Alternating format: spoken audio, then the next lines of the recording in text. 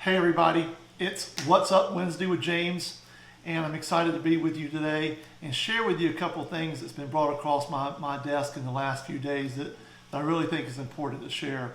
Number one, I want you guys to be really conscious of when a transaction is right before closing and you think it's going to terminate, or you think it's just not going to get to the closing table, and you say, well, I'm just going to go ahead and submit a termination release over to the other party.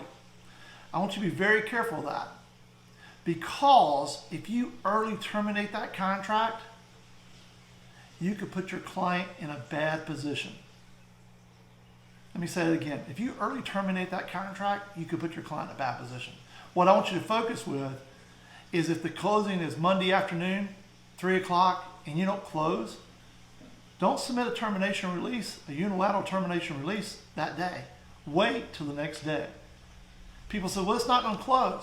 You don't know that. Theoretically, it may not, but it's possible it may.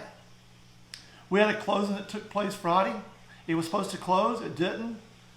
And oddly enough, we were able to get it worked out, and we were able to close around 3 or 4 o'clock in the afternoon.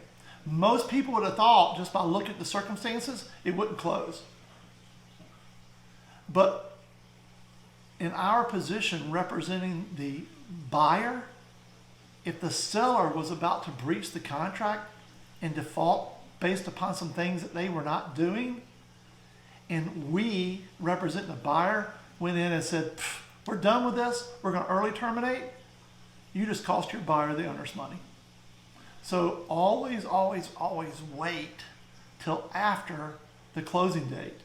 So if that's, for example, this Monday, don't send the termination release over till Tuesday. Never prematurely terminate a contract. The second thing I want to go over with you today is something that was brought to my attention, luckily by not by one of my wonderful agents, but on the purchase and sales agreement that I have with me right here. Number 7 is the earnest money. Now, you know that Southern Classic Realtors does not hold earnest money, and we either promote the other side holding it or the closing attorney holding it and use the 510 and 511, right? So if the earnest money at the top is being paid by either check, ACH, cash, or wire transfer, one of those has got to be marked. It's got to be marked. I recommend, if you're representing the buyer, you just have the client wire transfer the money over to the closing attorney. The problem is that you got to be careful with is if you're going to say that that's going to happen, but yet you end up taking cash or check and you deliver it and you forget, you just became liable. I highly recommend never taking cash for earnest money, ever. But if you're going to take a check, that's a big no-no. Just don't mess with it. For whatever reason you're thinking, just don't mess with it. Have that buyer drive over to the law firm and give them the check. And in some cases, most closing attorneys are now saying, just wire me the money. Have them contact the attorney or the attorney contact them. Don't be the middleman on this.